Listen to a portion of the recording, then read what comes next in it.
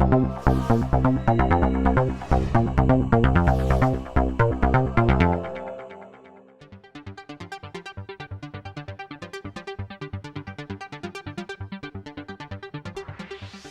we just wrapped up the 4th episode of the series Reinvent the University for the Whole Person. And we had a great discussion of trying to understand the relationship between these imperatives for the whole person, the kinds of things that we've been talking about that are needed for educating students for the future, the ability to teach students first and foremost how to learn, how to change, how to adapt, values such as resilience, creativity, humility, integrity. What would it look like to assess in a very contextual way whether or not students are achieving these outcomes?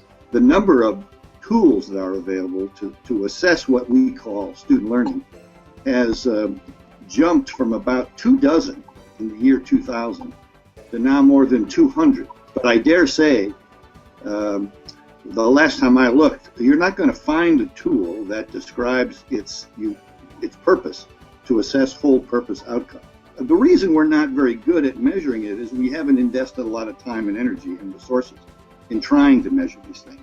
We believe firmly that individuals should be in possession and ownership of their own learning experience and trajectory.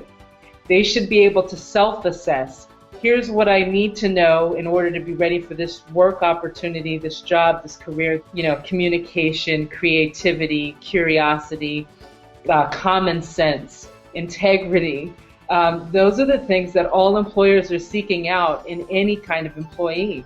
But they're not communicated or conveyed in any way that employer can actually decipher. A real crossroads issue for us, certainly in higher education, is how we create learning design that delivers the intellectual rigor and quality that we have come to expect from many of our higher education institutions, whilst at the same time paying as much attention and integrating the personal qualities and dispositions and attitudes that individuals need to engage with complexity in the real world when they leave universities. While I'm trained to measure stuff, I'm more skeptical than most of my assessment colleagues. I think that the challenges that George discussed earlier, I actually disagree with him respectfully. I don't think we can measure that stuff. This core idea that we've developed through the series, that we're making this major shift from education systems to learning systems, and that one of the most important dimensions of reinventing the university for the whole person is understanding the role of the university in these wider learning systems that are now ubiquitous and shape our entire lives. Well, we first decided to develop an assessment strategy to measure learning dispositions and came up with 7 dimensions: changing in learning, learning relationships, strategic awareness, resilience, creativity, meaning-making, and curiosity. The task was a very practical one, which was to devise a measurement tool that would stimulate change. If we could identify the qualities that make people good at learning, then perhaps we could find ways of measuring them and devising assessment tools that enable people to get better at learning rather than simply to pass the test. I've been working in the education and workforce development arenas for the past 25 years, but only learned about e-portfolio technologies 5 years ago. People who were documenting and reflecting on what they were learning had improved critical thinking skills. I decided I wanted to build the first modern-day portfolio experience that did have the ability for people to have a kind of a living credential, if you will, but one curated by the self. And I will tell you that my bias is that the credential of the future is actually your work product. And we need to have a living place to show this body of work that continues to evolve and grow throughout our careers. And a transcript and a resume really doesn't do much. Digital badges emerged really around 2010. One of the things that people don't realize about digital badges is really all they are in the end is an image and 8 bits of metadata. And what you put in those metadata fields is entirely up to the issuer. They can contain specific claims and evidence and links to more evidence, and they are intended to circulate in social networks. When you earn a badge in my course, one click and it's on Facebook. I think higher ed ought to try to do better by measuring these kinds of dispositions, but we don't have the tools for it now. And you are doing that very thing with badges, right? It's the background to the badges that really matter to me. So it's pretty plain now when you talk with employers, they are not interested in transcripts. Transcripts have never really had much meaning, but we've used them as a coda.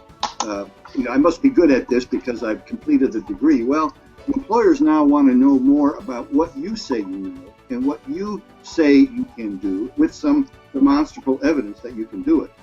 Another core idea that we've developed in the series that we saw play out in this conversation about measurement was this entire idea of the shift in power and authority that we're seeing as part of this transition from universities as no longer having a monopoly around certification and learning and really taking their place in this wider learning system.